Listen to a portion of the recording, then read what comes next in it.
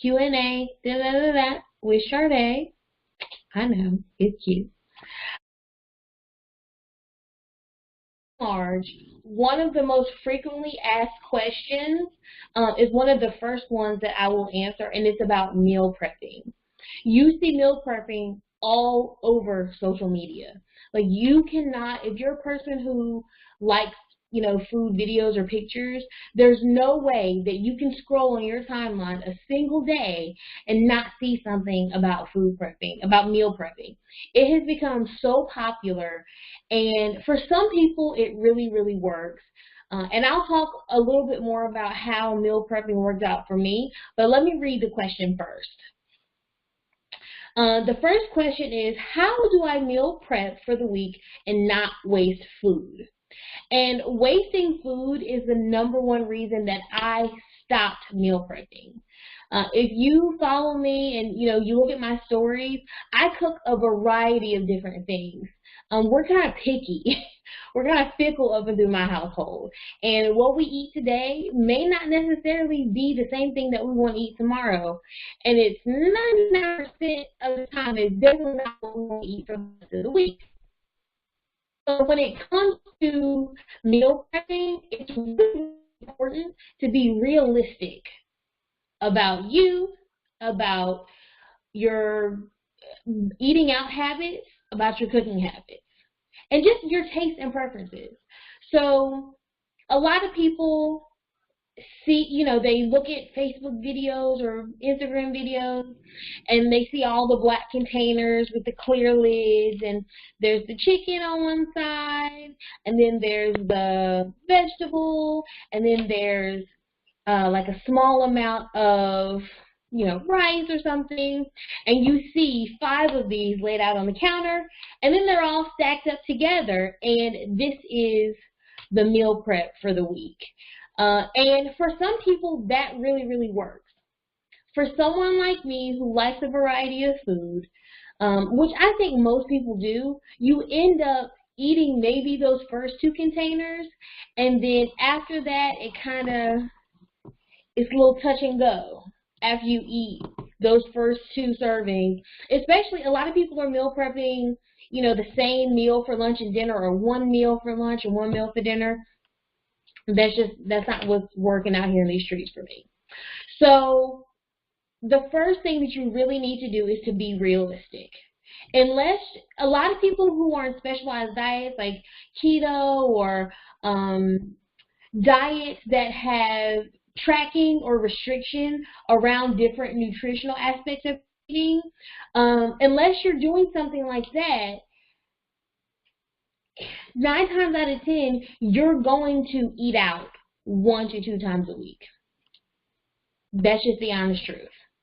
And pretending on Sunday afternoon that you're going to eat the same food every day for 5 or 7 days, you're not really fooling anybody. Like, what ends up happening, I'll give you 2 scenarios for meal prep waste. The first scenario is after the first 2 or 3 days of eating the meal prep food, you're totally over it and you end up not wanting to eat the rest of the food. The other meal prep scenario that was very familiar for me is I would cook a bunch of different meals on a Sunday, and then throughout the week, my wonderful family would pick from different meals every day. So by the 3rd or 4th day, although I had cooked 3 or 4 full meals, there were like little scraps of meals left, like random foods that nobody wanted to eat at that point. So being realistic about your taste, your preferences. If you're not a person who likes leftovers, don't jump on a meal prep plan. Like, don't buy the black containers. I know that it's tempting, but if you know that you have tastes that change from day to day, you're going to end up wasting food and essentially wasting your time too. And like I said, being realistic about eating out. The truth is, either for social reasons, for work reasons, for convenience reasons, or just because you're sick of eating, I call it home food. One of these days you're going to get sick of home food and you're going to want to eat out.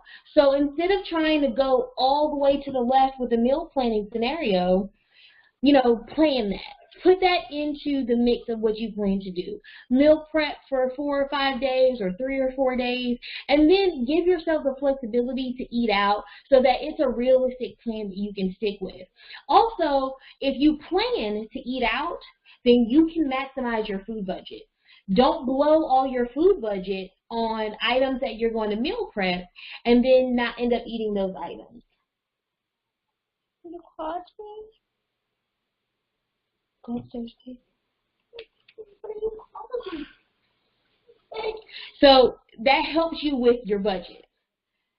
We don't want you to go out and spend all your budget on meal prep food, then all that food is either already eaten or in the trash, and then you're spending more money going out to eat. So that helps you manage your budget. I also have when I was working more, when I had a different job, I would meal prep for half the week. So I would prep on Sunday for maybe Monday, Tuesday, and Wednesday, knowing we might go out to eat Thursday or Friday, and then I would cook throughout Saturday and Sunday because I would have more time. So nobody says that meal prep has to be an all or nothing. Like maybe from where you're starting, a great meal prep plan is for you to eat at home 3 to 4 nights a week. Like that might be an improvement from where you are now. That might save you money from what you're spending right now on eating out every night of the week. So you really have to take it for what works for you. It's not a one-size-fits-all thing. And then the last thing is I make a distinguishment between meal prep and food prep. So in my kitchen, meal prep means I'm cooking an entire meal from start to finish that I'm going to reheat and eat at another time. But I also implement food prep, which means I have food that's ready to be cooked quickly. So for example, I might have produce that's already washed, maybe cut, depending on what it is. I might have protein that's already, if I'm pulling it out of the freezer, it's already thawed out. It's already in the refrigerator, thawing out, ready to be cooked. That could mean that if you like buy in bulk, having your protein or your frozen items pre-portioned is preparing for cooking. Food prep or meal prep doesn't just mean black containers and clear lids. It can mean whatever you need it to mean to meet your lifestyle.